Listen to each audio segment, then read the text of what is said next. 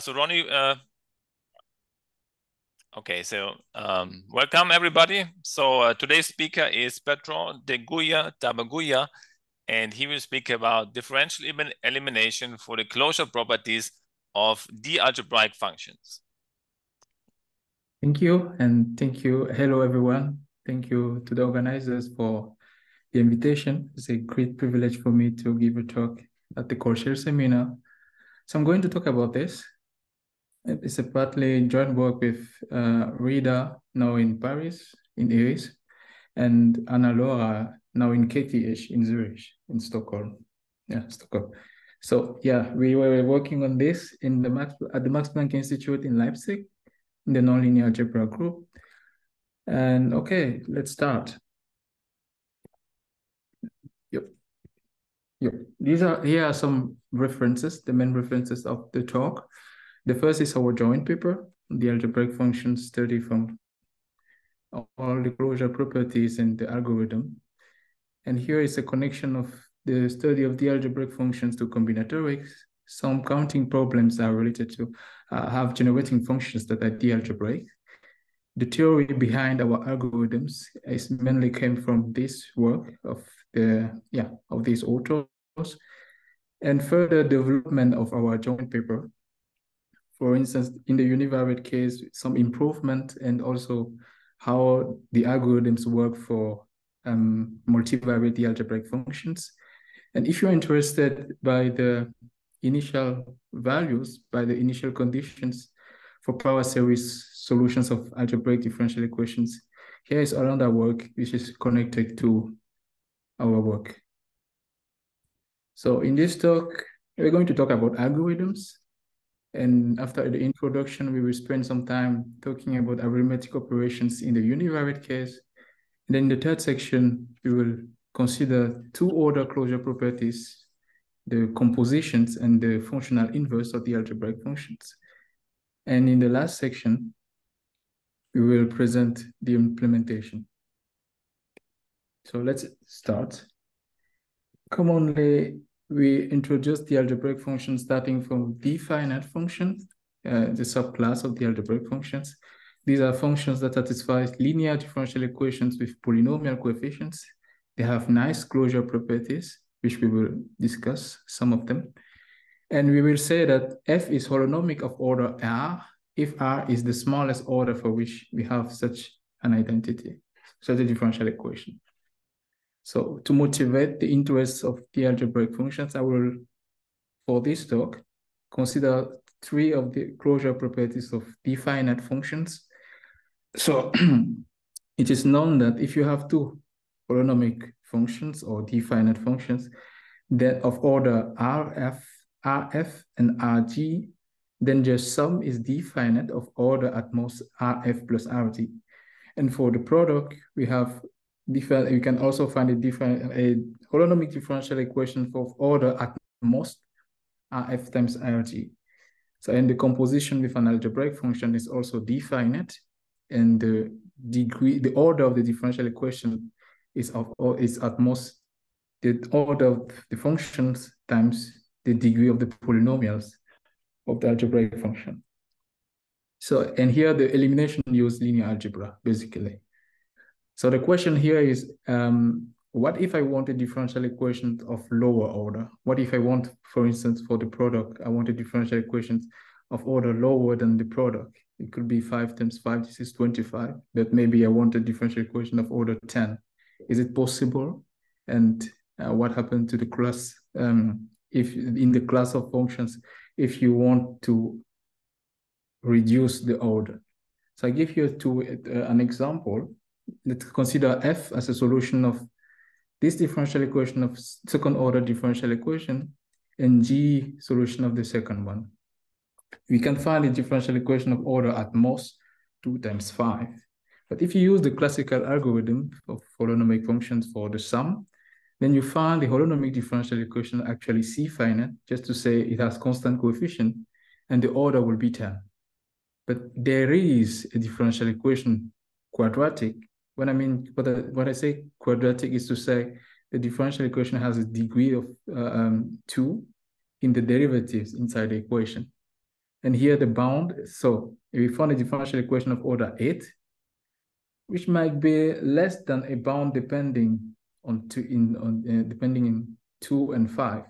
But this, we don't know for quadratic differential equations. We can also find a differential equation which is cubic, but here the order is the sum of the orders. And we will say that this may be the best differential, the bound for finding differential equations satisfied for the product. So this is how I want to motivate the interest, by trying to minimize the bound of the closure properties of differential equations. And if you are interested in more for holonomic functions, I recommend these papers and book about holonomic functions. So let's now define what it means to be D-algebraic. A function is D-algebraic. Can you go back to your previous slide? Yes. So in this example, with orders 10, 8, and 7, is there a connection between these equations? Somehow knowing one, can you find the other? In some way, like at least some connection. What do they share in common? So here, I will say the solutions, I know the solution, but in common, how to reduce one to the other, I don't know a method for that. I'm not aware of. All right, thank you. So it's the algebraic function is the solutions to a differential equation that's the polynomials in the dependent and the independent variables. So it can be written this way, and the differential equation is called algebraic differential equations.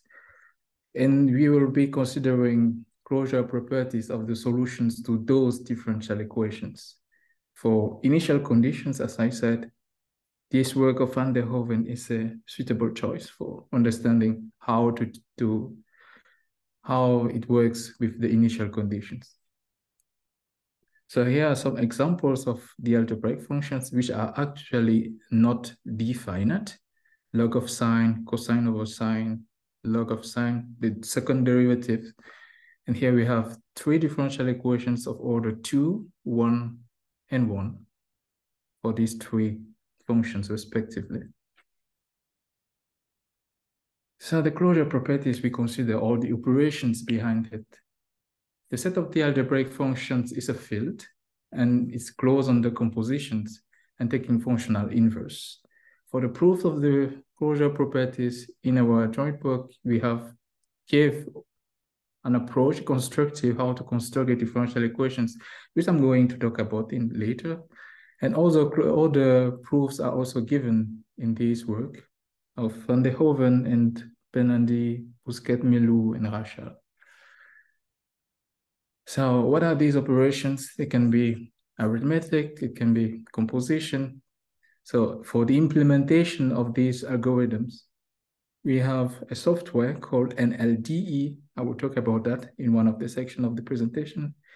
And we also have a web page, MathRepo web page, where we give examples and how to use the accompanying software. This was also presented at ISAC this year.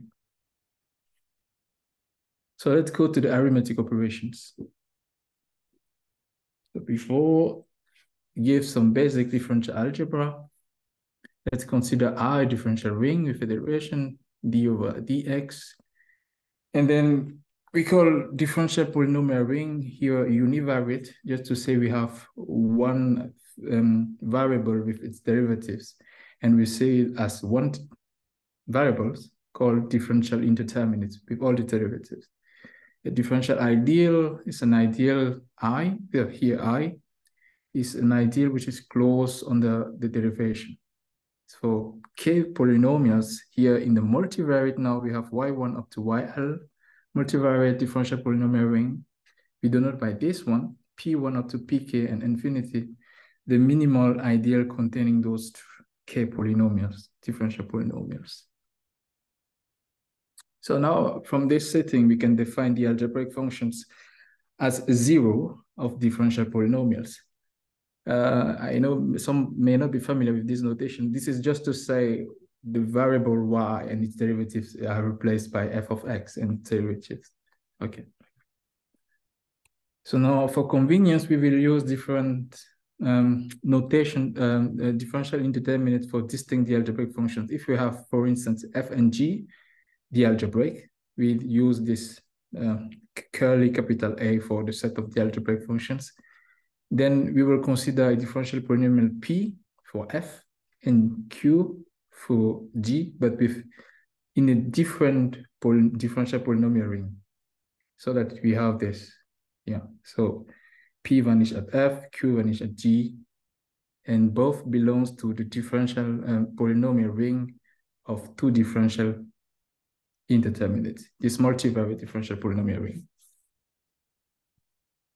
So by arithmetic operations, we mean alpha, an element of product, ratio, sum, and subtraction.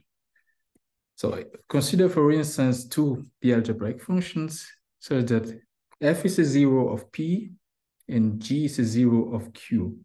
We want to find a third differential polynomial with differential indeterminate z so that t vanish at f alpha g. So how do we proceed? We consider the third differential polynomial. Actually, this is like just a polynomial in three variables as the numerator of z minus y1 alpha y2, and consider the differential ideal defined from the three differential polynomial p, q, and r. This is contained in the multivariate polynomial ring S y1, y2, z. So the main goal here is to eliminate the differential indeterminates y1 and y2. To do so, first let's recall the Ritz-Raudenbusch theorem, which says that radical ideal are differential ideal, and they can be written as a finite intersection of prime differential ideals. Using this, so we are able to prove that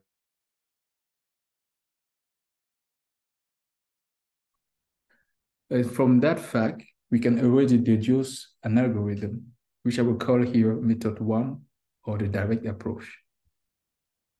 So how does it work?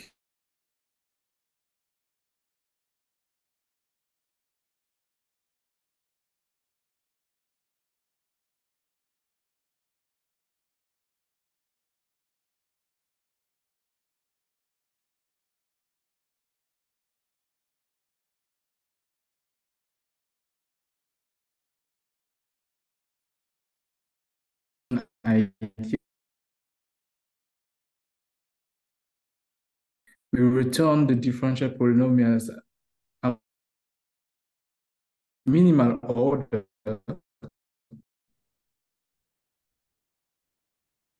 and minimal degree. The minimality of the degree may be guaranteed, but the order, we can guarantee that the order will be minimal in general. But from this method, we don't know yet. It doesn't say what is the value of n to be expected in the algorithm. What can we say about the order? And this will help us to find the bound explicitly. Before going to that, let's introduce... yeah. Is it kind of like some sophisticated theorem to explain, to justify that you get minimal order the moment you reach it? Because what if a smaller order comes from further prolongations? Can that happen? Yes, it can. I think it can happen. Yes, can further prolongation. So yeah, so we don't know exactly when we get it with this method, but we can ensure that we will find it. Yeah. So you're saying that we can ensure we'll find something because just it exists, right? But the first time you see it, it's not necessarily minimal, correct? It might. So this method,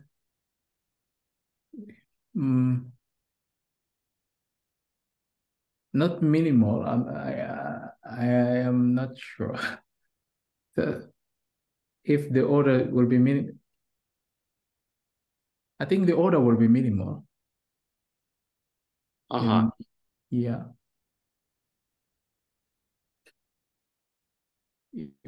Yeah, by this iteration.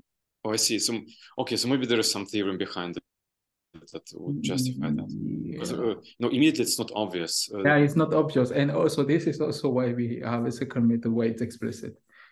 So I will say in general, there are two methods. In general, both will give the differential equation of the same order in general, but they may differ in the degree of the differential equation. But yeah, in general, we got the same result. Either method one will not terminate algorithmically, but method two can tell, and we have the proof that method two will always give you a differential equation of the order, of minimal order possible. Thank you. Thank you. So dynamical system here, also called rational dynamical system. The right-hand side, here we have rational functions, and y has n component. The n here is called the dimension of the system. And yeah, this is what we will call the dynamical system in this differential polynomial ring with n plus 1 differential indeterminates. And we define the differential ideal associated to the system by defining Q, the least common multiples of the denominators in the system. And the truncation this time will be, we saturate at Q, as you can see here. And the truncation now will be the polynomials of degree at most j in the y's. And now from this paper, we have the proof that this elimination ideal, so at the dimension at exactly n, we know that this is not trivial. And this is what we use for the second method. So suppose you have two differential polynomials, p and q, of degree 1 in the highest order term. So in y2, n2, and y1, n2, we have 1. And I'll define the differential indeterminates w1 up to wn1 plus n2 such that w1 plays the role of y1, n2 plays the role of y2, n2 minus 1. From this fact, this change of variables, you can define the dynamical system in this way, where Rp is obtained by solving P for y1 and 1, and Rq similarly from Q. This dynamical system has dimension n1 plus n2. And from the previous theorem, we know that the elimination ideal will contain the differential polynomials of order at most the sum of the orders of the two initial differential polynomials. So just to give some examples, here we have just a quick question about that method. So the idea is that suppose you have something like two differential equations, and then you take derivatives, they become linear, right? Yes. And then you divide by the separand, so you get the dynamical system kind of form, right? So is that like kind of this is what it does in the method 2, the second method in the first paper. So I will discuss the case where when you have this degree, because when you take the derivatives, you're actually increasing you add more solutions, and you also the order will increase. So you maybe if you have order 1 and order 1, and you have taken the derivatives, then the order will be 1 more, so 1 times 1 plus 1, and you are increasing the order. So, and this is something we don't want, actually. But yes, initially, this is how it works. Thank you. Yeah. So for exponential here and log, we have these two differential equations, and we can compute the differential equation for the ratio. And we find this second order differential polynomial that vanishes at the ratio. And here's a second example. Now we allow some degree in the equations. And we found for the sum of solutions to these two differential polynomials, the zero, we find this third order differential equations. And I will talk about this now that I'm going to mention some related work. So yeah, in their work, the Goodbreak, Harrington, and Bogudin, they implemented structural identifiability. There's a soft Julius package for computing input-output equations for dynamical systems. This can also be used to do the same kind of computation, but the algorithm is mainly concerned with constant coefficient differential equations and maybe a bit more tailored to dynamical system coming from biochemical reaction networks. Another work that is I mentioned here is this work on D-finite functions. So we call D-finite, to give the definitions. It's a differential equation with D-finite holonomic functions coefficients. And they also have nice closure properties and can be filtrations of D-algebraic functions. So, and from their work, they also gave some method using linear algebra for how to find algebraic differential equation for the closure properties. But I guess this is more, it's not as fast, let's say, as the approach using Grobner basis when it comes to nonlinear differential equations. So maybe closer now to our work is the Rosenfeld-Grobner algorithms developed in this paper.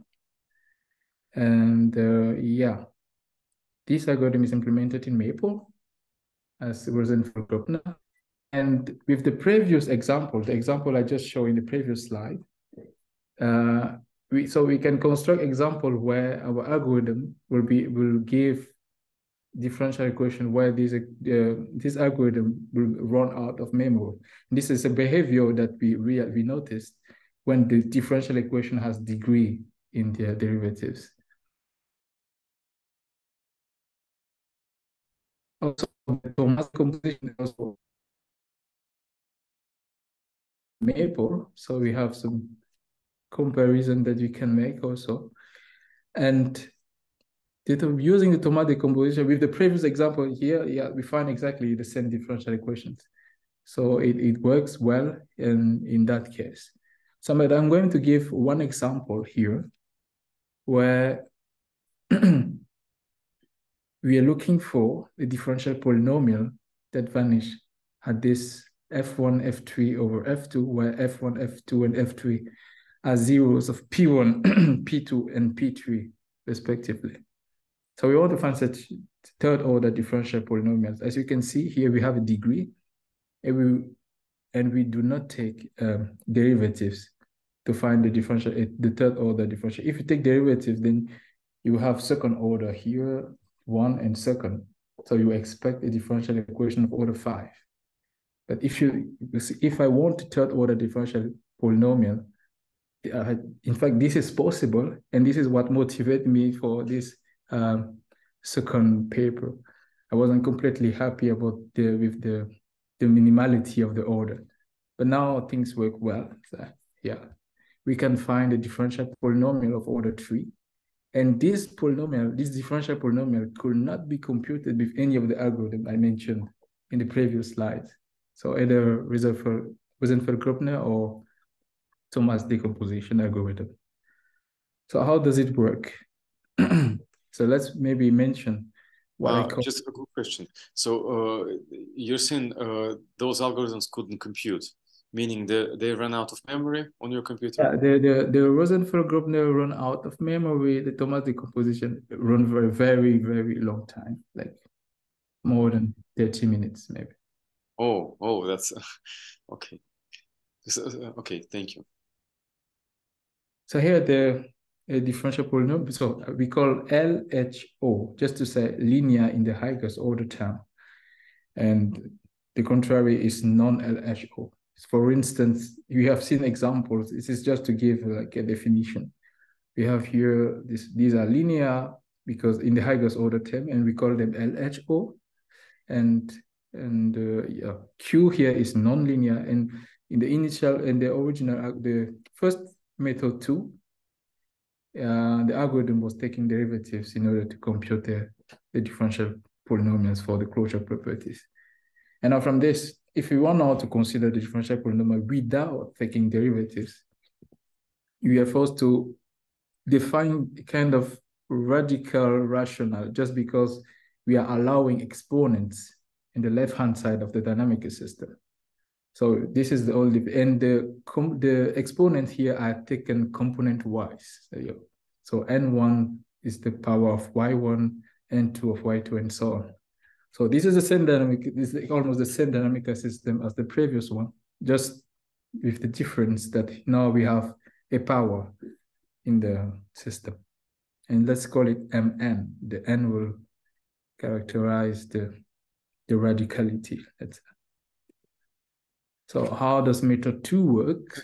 By the way, so that form is actually the most general form, right? So it's yes, yeah, it works for every it's the form for that is related to all algebraic differential equations. Yeah, we'll say you can write all algebraic differential equation. Yeah, you can always define such a system for any algebraic differential equation without taking derivatives. So we can write the polynomial P as a polynomial. So we can say it as a polynomial in the variable, in the highest order derivatives. So we write it this way. And so you define CPM. This also is the separand equals here. And no, as I say, the initial, sorry. And P1 is just a polynomial, but now of degree less than MP, where MP is the degree of the highest order term in a differential polynomial. So from this represent, if we do the same, similarly for Q, we can write Q in the same way. Now we define the differential in the exactly as before, W1 up to Wn1 plus N2, and build a radical dynamical system where capital N has n plus 2 components with MP at the N1 position and MQ at the N1 plus N2 position. So the good thing is that using the notion of triangular sets, we can actually prove that the algorithm, as before, using this system, the elimination will also give a differential equation of order at most the sum of the order of the initial differential equations. So this was the good news. So the algorithm can still work. You don't need to take a derivative to find the differential polynomials that you are looking for. So therefore, the algorithm, just the method, the improved method 2 is just doing this, considering what is being said here, and compute the differential polynomial always of order less than the sum. A question. Yes. So this is not saying that you can encode any differential elimination problem this way, right? It's just you have a very particular setup for your elimination problem, and you're able to encode it this way, correct? Any elimination problem? What do you mean by elimination problem? Like you have a bunch of differential equations, you want to get Yes. rid of some of the variables. Oh. So you cannot encode that one this way, correct? Yeah, in the general, I don't know. But for closure properties of the algebraic functions, yes. So but for what you are saying, yeah, this is more general, and I don't know. Yeah. This is not saying that. Yeah. Okay, thank you. So some other operations, I'm going to give some, say a few words about the composition of the algebraic functions. If you have f and d, how do you find differential equations for the composition? So we first observe that if you take derivative of f of d, and then you can write f of d here, let's say this plays the role of z, and f prime of d, f double prime of d plays the role of y1, while g play the role of y2. As you can see here, we have a linear system, and you can solve it for y1 by linear algebra. And after substitution in P and Q, you can build another dynamical system where you can eliminate the variable y2 and find the differential polynomials that vanish at the composition of the functions. So this is how the algorithm for the composition work. And here I give an example, the exponential of the Penlevé transcendent of type 1. If you want to find a differential equation for it, you can compose, and you will find here the exponential function as solution of this differential equation. You find a third order differential equation for the composition. For linear, for functional inverse. Now, suppose you have f, which is invertible in, this is invertible, and you want to find a differential equation for the functional inverse of f. This is called, the method is quite similar to the composition because we use this system again, but this time we have 1, 0, 0 in the left-hand side. So when you solve, you have already eliminated y, and it just remains to plug into the differential equation of p after observing that everything can be replaced by the variable of the inverse. And with this approach, no use here of Grobner basis. It's just linear algebra and substitution. You find a differential equation of order at most n. So, and here is the functional inverse of the Weierstrass elliptic function. You have this differential equation of first order of degree 3. And we find the differential equation of degree 2, which is of first order also. So let me say some word about the implementation. We have implementation in Macaulay 2 and Maple. So I'm going to talk about the Maple implementation, but you can find both of our implementations in this web, in the math repository of the first paper, D-algebraic functions. And for the implementation of all the algorithms in Maple, you go to this web page here. So let's maybe say what is NLDE. NLDE stands for nonlinear algebra and differential equations, or simply nonlinear differential equations. It has commands to compute for the arithmetic of solutions to algebraic differential equations here, arithmetic D-algebraic and unary D-algebraic. For multivariate D-algebraic functions, I could not talk about this today, maybe another day. But you also have a command for the arithmetic. This is described in the second paper. The composition composed D-algebraic, functional inverse, and you can also compute the derivatives, the differential equation for the derivative of solutions. And here is, when you want to bound the degree, this method uses linear algebra, basically.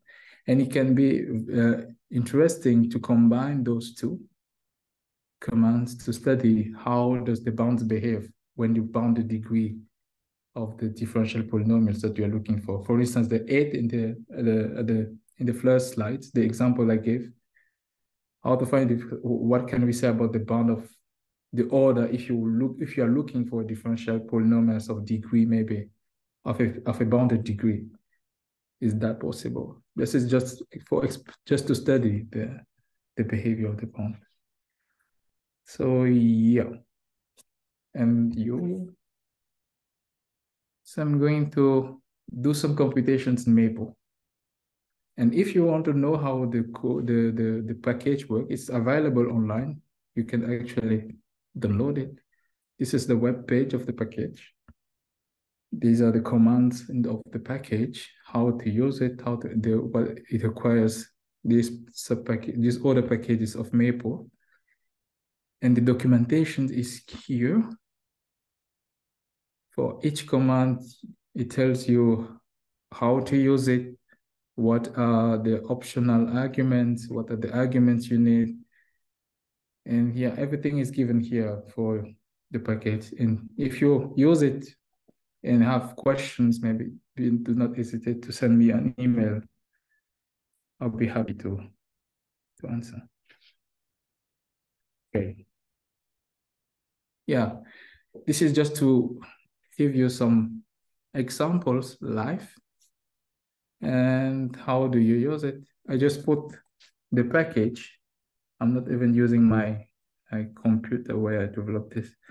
So I put the package in the same folder, the same directory with the worksheet, the Maple worksheet. Oops. And using this command, it allows the package to be loaded to your session. Now it's loaded. I consider two algebraic differential equations, ADE1 and ADE2. If you want to find differential equations for the sum of solutions to these two differential equations, then you say NLDE and arithmetic D-algebraic. You specify the two differential equations and their dependent variables, and you say you want Z as a sum of Y1 plus Y2. When I say LHO equal to false, it's just to say, do not take derivatives of my equation. I want the minimal order possible. And in the end, I factor the result. The reason for factoring is just to say, for this example, for instance, if you use the Thomas decomposition, you will find each factor of the differential equations here as simple system. But you will not see this degree, for instance, in this term of the differential equations. This is why we say that the differential polynomials that are computed with this method are not elements of the radical differential ideal, but of the ideal itself. And it might be interesting to know what are this degree. Is this a kind of multiplicity for the zeros of the differential polynomials? So not clear to me. So yeah, for unary, we take one differential equations and you want to find the third differential equation for y1 plus x, where x is the independent variable. And you find this first order differential equation. The functional inverse of solutions to ADE2, you use NLD inverse D-algebraic. You find this second order differential equation. And here you take the derivative of the solution to the differential equation ADE1. Satisfy this first order differential equation. And you can also take for the third derivative, you put the number you want here, what about 4, and you find a differential equation for the fourth derivative, the solution to ADE2.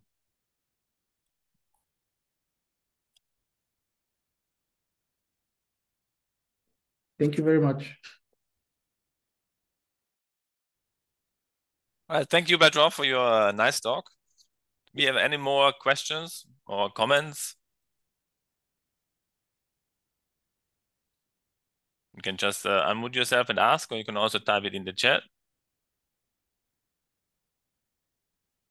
So that's one thing I've been wondering. Is there do you have any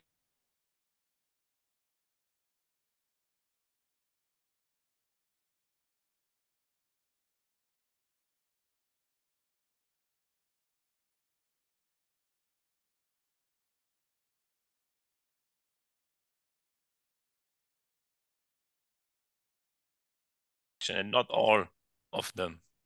Yeah, then you need initial conditions, I would say. Maybe if the functions has a formal power series expansion, then you can use that differential equations to define the function as you just translate the differential equation into a recurrence equations. This is possible in some cases, And with the initial values, you are talking, you will be dealing with a very specific solution of the differential equation. So this is what I can say for. Yeah. So so somehow in this relation also. So when you say you have two functions and you want to, so two D-algebraic functions, and you want to find say a differential equation of minimal order for the, say, the product, then yeah, would you be able to do this like for two specific functions? Also, typically you would somehow do the minimal order somehow for all solutions of the first equation, all solutions of the second equation. Yeah, and I think in general, this is something you always need.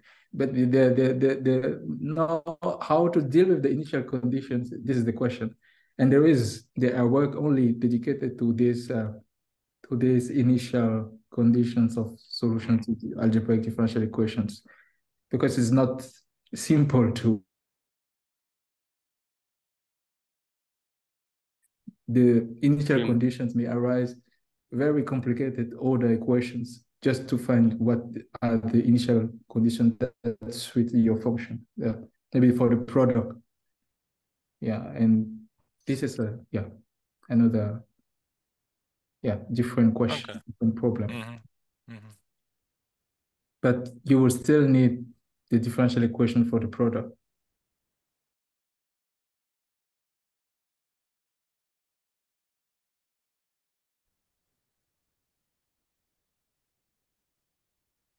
Okay, so if there's no more questions or comments, then let's thank Bertrand again.